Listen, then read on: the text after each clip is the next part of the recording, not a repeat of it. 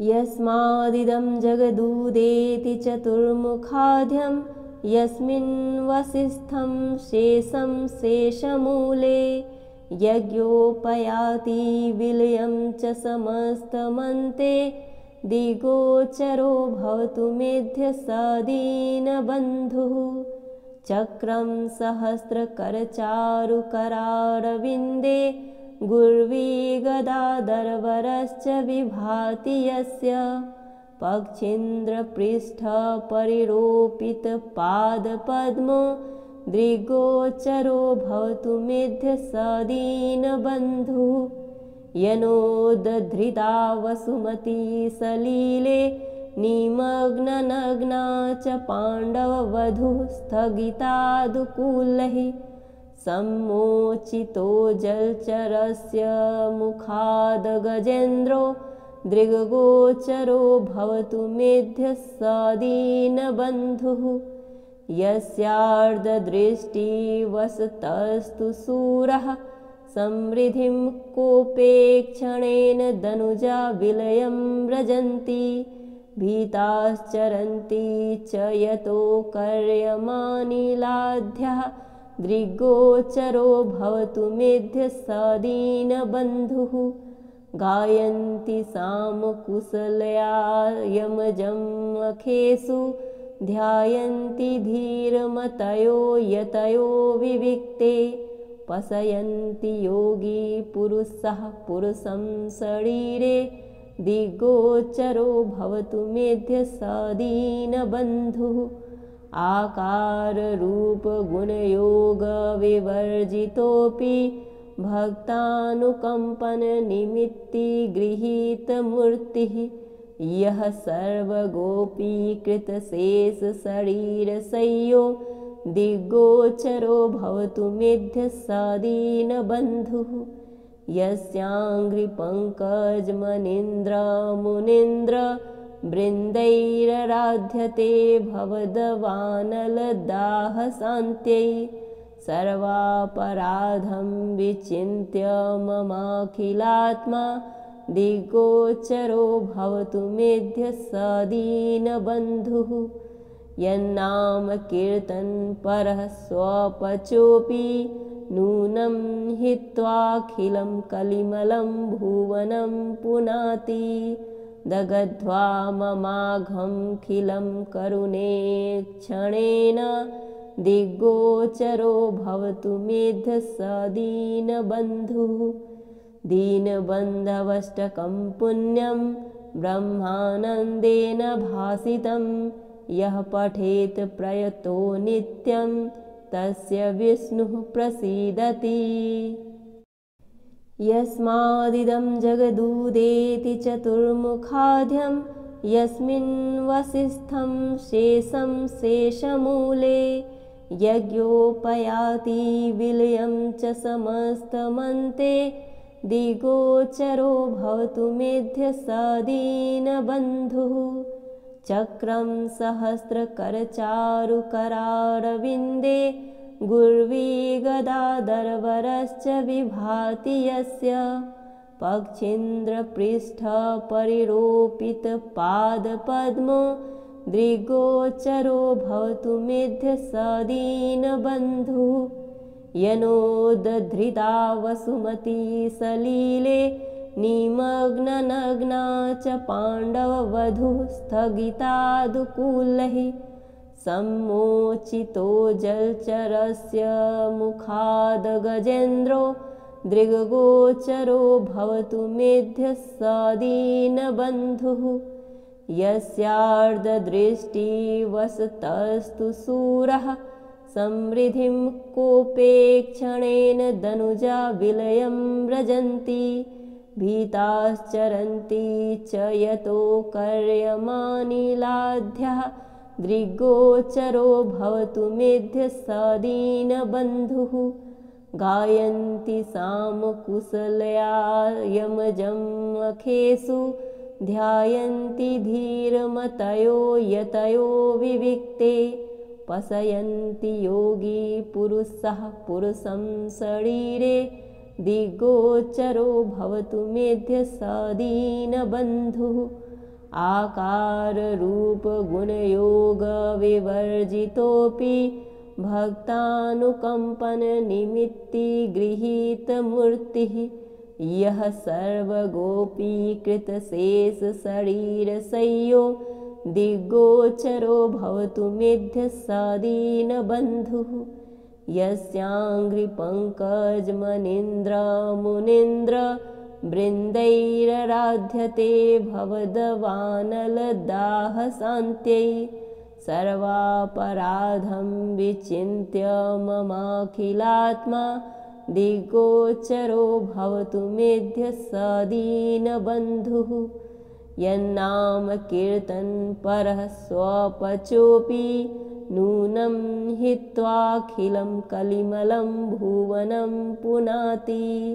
दग्ध्वा ममाघमखिलं करुणेक्षणेन दिग्गोचरो भवतु मेध्यः स दीनबन्धुः दीनबन्धवष्टकं पुण्यं ब्रह्मानन्देन भासितं यः पठेत् प्रयतो नित्यं तस्य विष्णुः प्रसीदति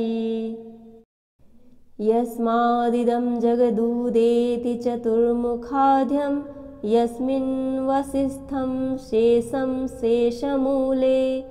यज्ञोपयाति विलयं च समस्तमन्ते दिग्गोचरो भवतु मेध्यः स दीनबन्धुः चक्रं सहस्रकरचारुकरारविन्दे गुर्वी गदाधरवरश्च विभाति यस्य पक्षीन्द्रपृष्ठपरिरोपितपादपद्मो दिग्गोचरो भवतु मेध्यः स दीनबन्धुः यनोद्धृता वसुमती सलीले निमग्ननग्ना च पाण्डववधूः स्थगितादुकूलैः सम्मोचितो जलचरस्य मुखाद् गजेन्द्रो दिग्गोचरो भवतु मेध्यः स दीनबन्धुः यस्यार्धदृष्टिवशतस्तु शूरः समृद्धिं कोपेक्षणेन दनुजा विलयं व्रजन्ति भीताश्चरन्ति च यतो कर्यमानिलाढ्यः दिग्गोचरो भवतु मेध्यः स दीनबन्धुः गायन्ति सामकुशलया यमजमखेषु ध्यायन्ति धीरमतयो यतयो विविक्ते पशयन्ति योगी पुरुषः पुरुषं शरीरे दिग्गोचरो भवतु मेध्यः स दीनबन्धुः आकाररूपगुणयोगविवर्जितोऽपि भक्तानुकम्पननिमित्ती गृहीतमूर्तिः यः सर्वगोपीकृतशेषशरीरशय्यो दिग्गोचरो भवतु मेध्यः स दीनबन्धुः यस्याङ्घ्रिपङ्कजमनीन्द्रमुनीन्द्रवृन्दैराराध्यते भवदवानलदाहशान्त्यै सर्वापराधं विचिन्त्य ममाखिलात्मा दिग्गोचरो भवतु मेध्यः स दीनबन्धुः यन्नामकीर्तनपरः स्वपचोऽपि नूनं हित्वाखिलं कलिमलं भुवनं पुनाति दग्ध्वा ममाघमखिलं करुणेक्षणेन दिग्गोचरो भवतु मेध्यः स दीनबन्धुः दीनबन्धवष्टकं पुण्यं ब्रह्मानन्देन भासितं यः पठेत् प्रयतो नित्यं तस्य विष्णुः प्रसीदति यस्मादिदं जगदुदेति चतुर्मुखाढ्यं यस्मिन् वसिष्ठं शेषं शेषमूले यज्ञोपयाति विलयं च समस्तमन्ते दिग्गोचरो भवतु मेध्यः स दीनबन्धुः चक्रं सहस्रकरचारुकरारविन्दे गुर्वी गदाधरवरश्च विभाति यस्य पक्षीन्द्रपृष्ठपरिरोपितपादपद्मो दृग्गोचरो भवतु मेध्य स दीनबन्धुः यनोद्धृता वसुमती सलीले निमग्ननग्ना च पाण्डववधूः स्थगितादुकूलैः सम्मोचितो जलचरस्य मुखाद् गजेन्द्रो दृग्गोचरो भवतु मेध्य स दीनबन्धुः यस्यार्धदृष्टिवसतस्तु शूरः समृद्धिं कोपेक्षणेन दनुजा विलयं व्रजन्ति भीताश्चरन्ति च यतो कर्यमानिलाढ्यः दृग्गोचरो भवतु मेध्य स दीनबन्धुः गायन्ति सामकुशलया यमजमखेषु ध्यायन्ति धीरमतयो यतयो विविक्ते पशयन्ति योगी पुरुषः पुरुषं शरीरे दिग्गोचरो भवतु मेध्य स दीनबन्धुः आकाररूपगुणयोगविवर्जितोऽपि भक्तानुकम्पननिमित्ति गृहीतमूर्तिः यः सर्वगोपीकृतशेषशरीरशय्यो दिग्गोचरो भवतु मेध्य स दीनबन्धुः यस्याङ्घ्रिपङ्कजमनीन्द्रमुनीन्द्र वृन्दैराराध्यते भवदवानलदाहशान्त्यै सर्वापराधं विचिन्त्य ममाखिलात्मा दिग्गोचरो भवतु मेध्य स दीनबन्धुः यन्नाम कीर्तनपरः स्वपचोऽपि नूनं हित्वाखिलं कलिमलं भुवनं पुनाति दग्ध्वा ममाघमखिलं करुणे क्षणेन दिग्गोचरो भवतु मेध्य स दीनबन्धुः दीनबन्धवष्टकं पुण्यं ब्रह्मानन्देन भासितं यः पठेत् प्रयतो नित्यं तस्य विष्णुः प्रसीदति यस्मादिदं जगदुदेति चतुर्मुखाढ्यं यस्मिन् वसिष्ठं शेषं शेषमूले यज्ञोपयाति विलयं च समस्तमन्ते दिग्गोचरो भवतु मेध्य स दीनबन्धुः चक्रं सहस्रकरचारुकरारविन्दे गुर्वी गदाधरवरश्च विभाति यस्य पक्षीन्द्रपृष्ठपरिरोपितपादपद्मो दृग्गोचरो भवतु मेध्य स दीनबन्धुः यनोद्धृता वसुमती सलीले निमग्ननग्ना च पाण्डववधूः स्थगितादुकूलैः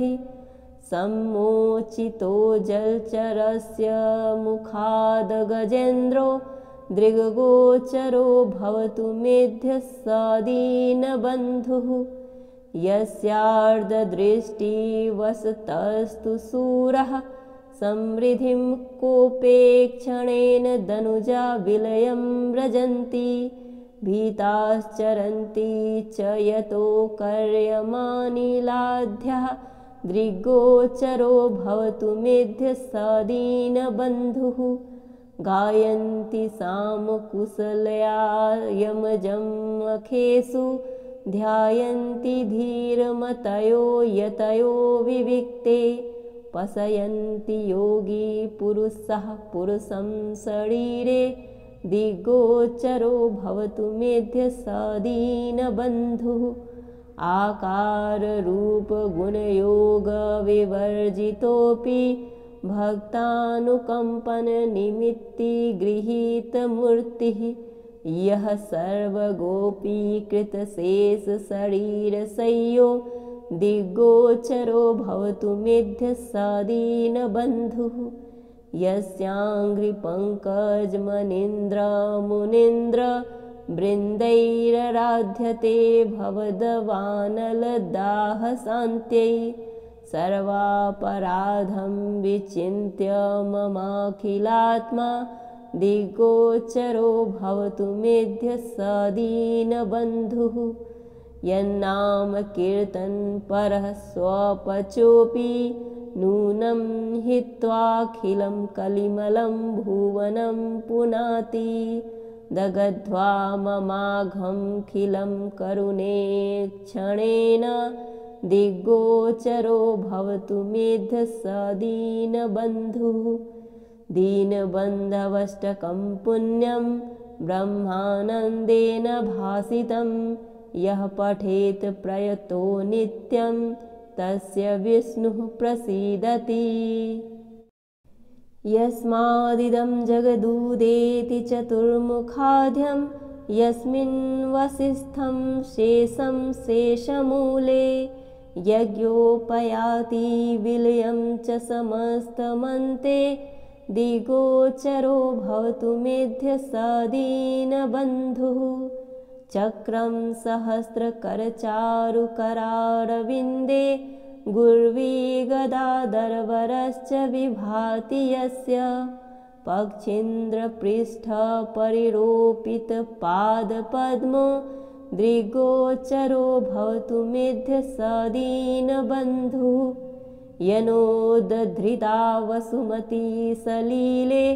निमग्ननग्ना च पाण्डववधूः स्थगितादुकूलैः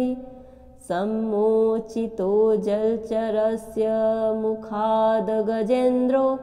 दिग्गोचरो भवतु मेध्य स दीनबन्धुः। यस्यार्धदृष्टिवशतस्तु शूरः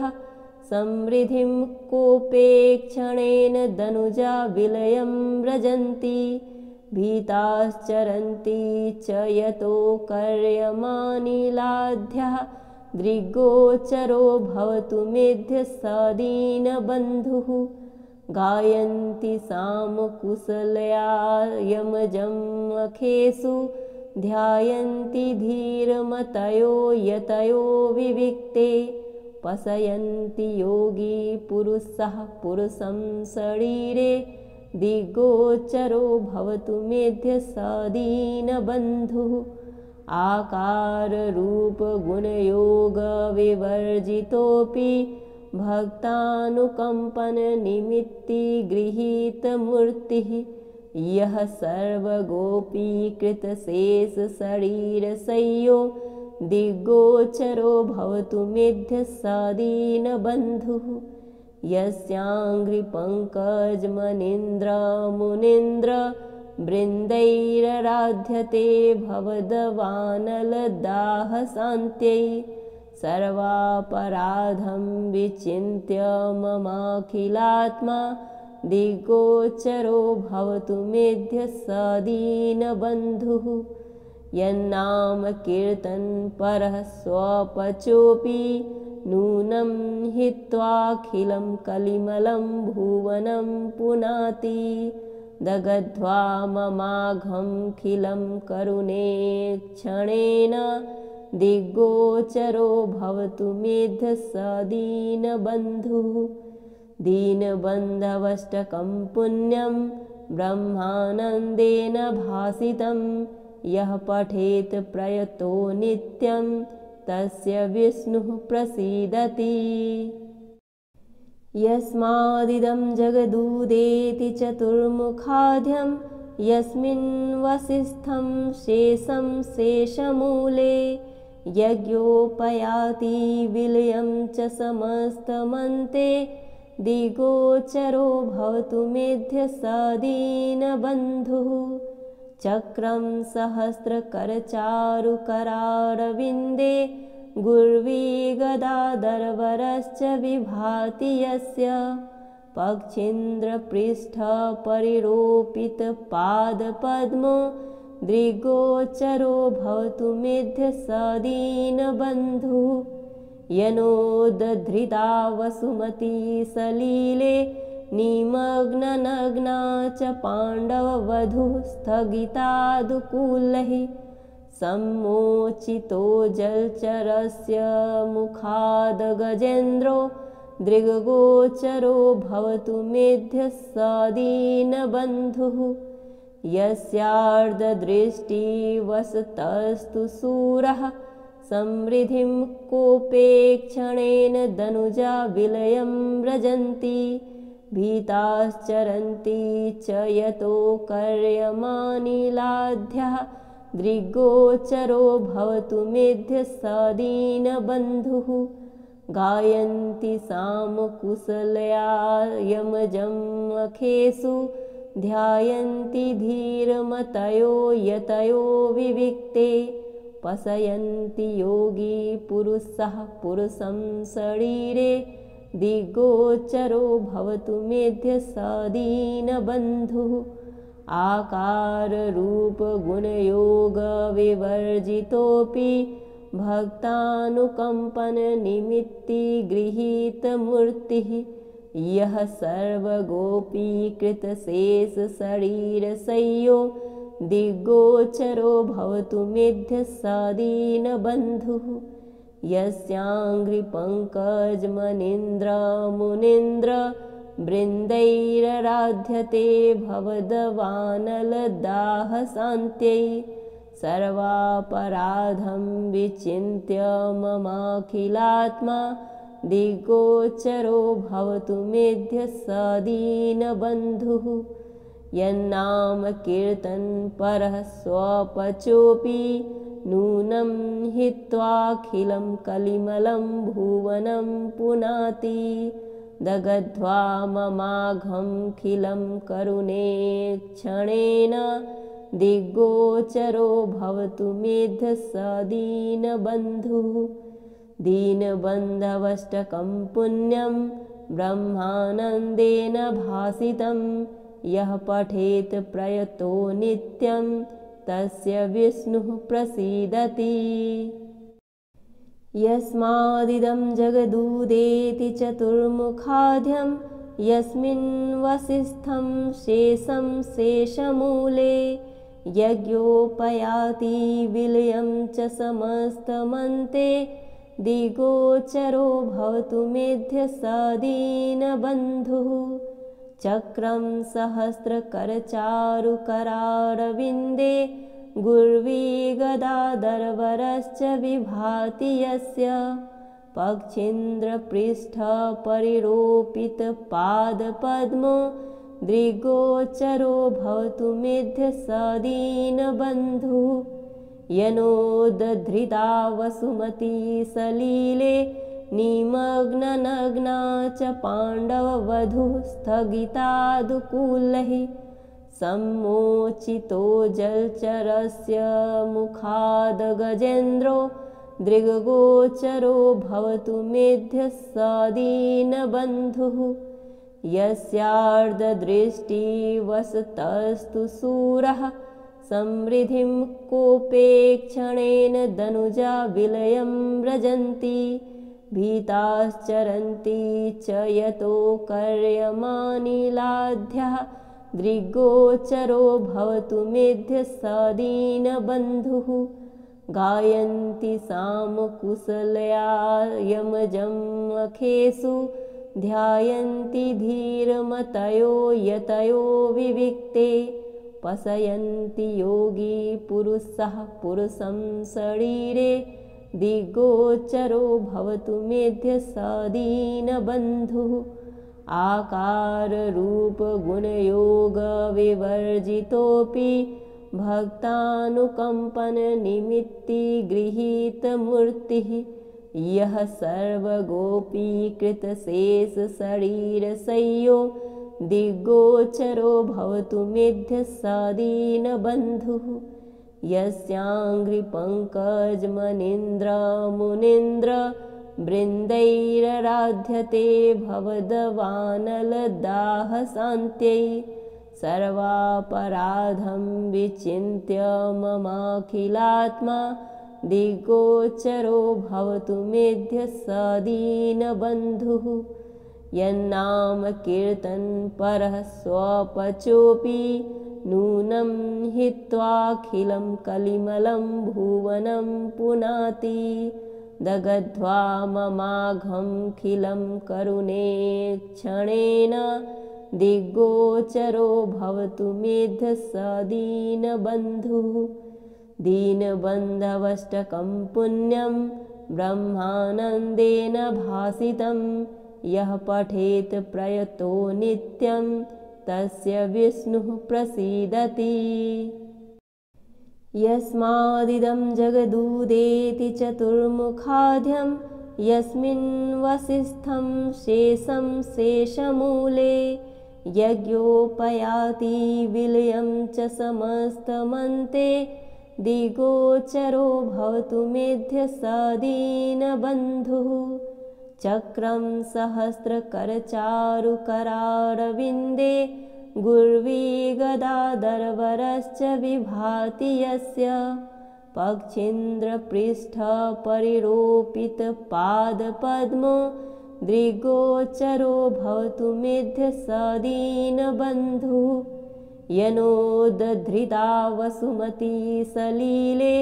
निमग्ननग्ना च पाण्डववधूः स्थगितादुकूलैः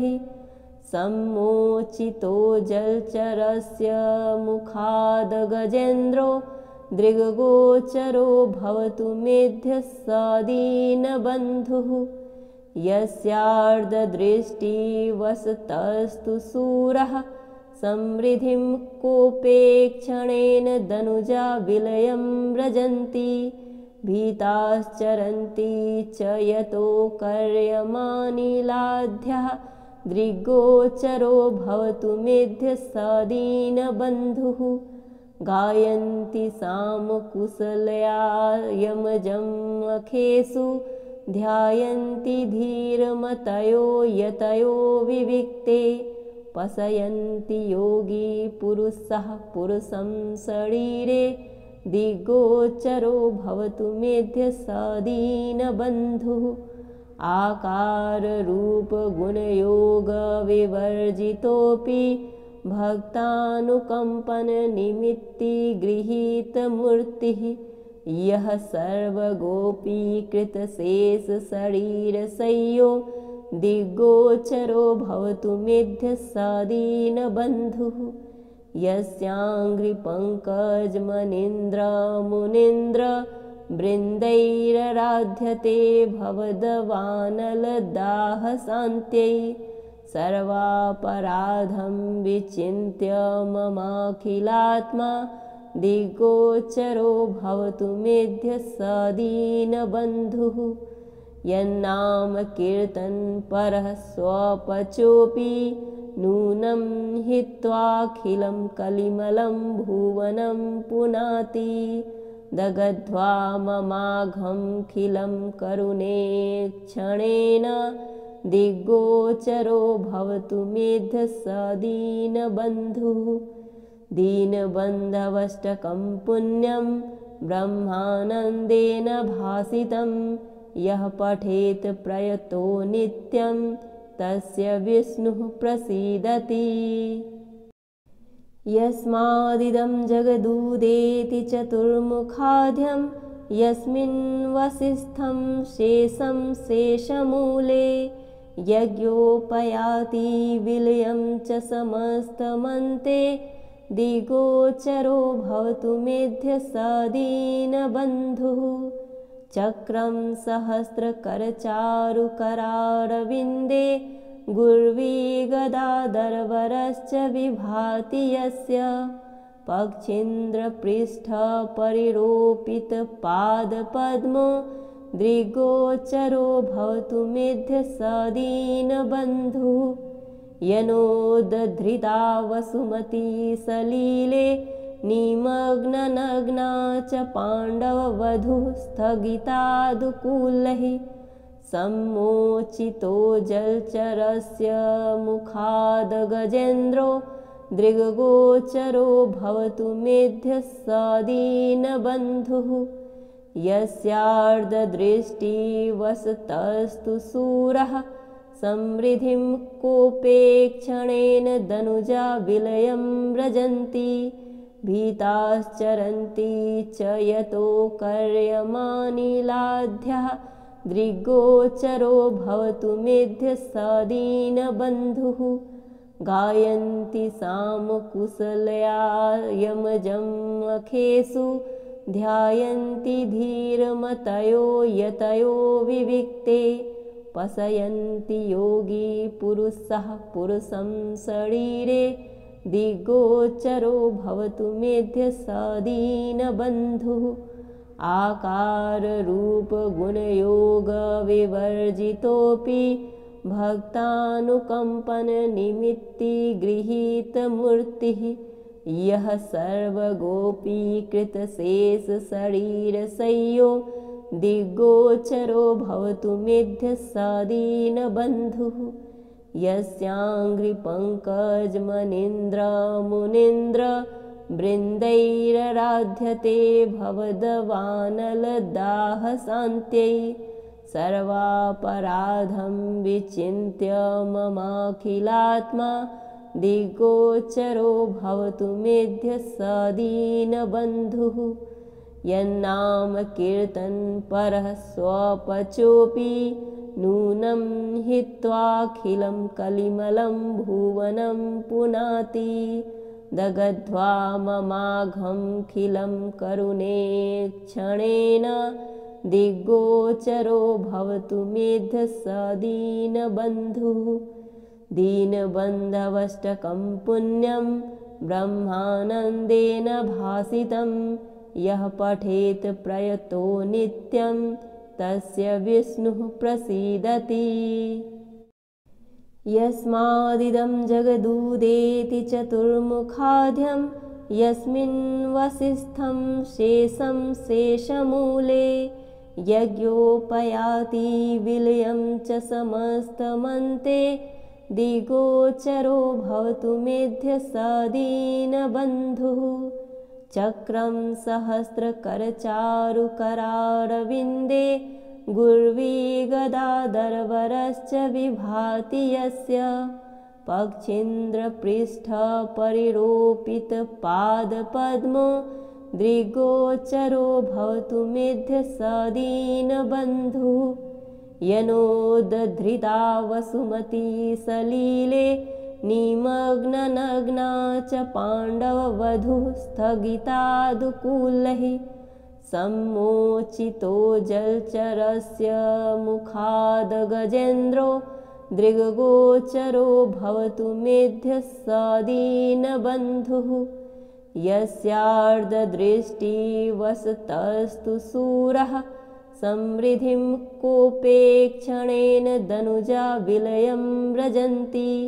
भीताश्चरन्ति च यतो कर्यमानिलाढ्यः दृग्गोचरो भवतु मेध्य स दीनबन्धुः गायन्ति सामकुशलया यमजमखेषु ध्यायन्ति धीरमतयो यतयो विविक्ते पशयन्ति योगी पुरुषः पुरुषं शरीरे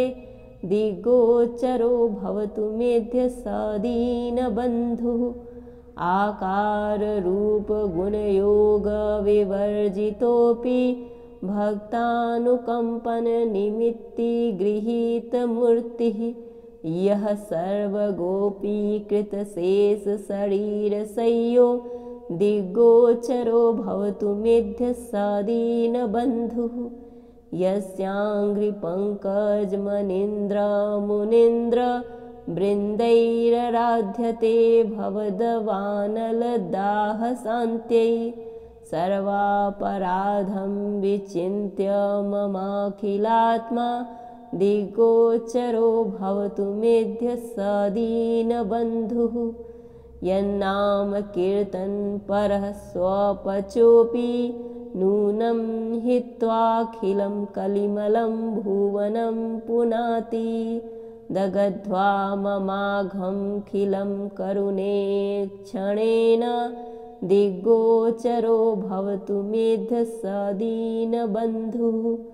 दीनबन्धवष्टकं पुण्यं ब्रह्मानन्देन भासितं यः पठेत् प्रयतो नित्यं तस्य विष्णुः प्रसीदति। इति श्री परमहंस स्वामी ब्रह्मानंद विरचितं श्री दीनबन्धवष्टकं सम्पूर्णम्।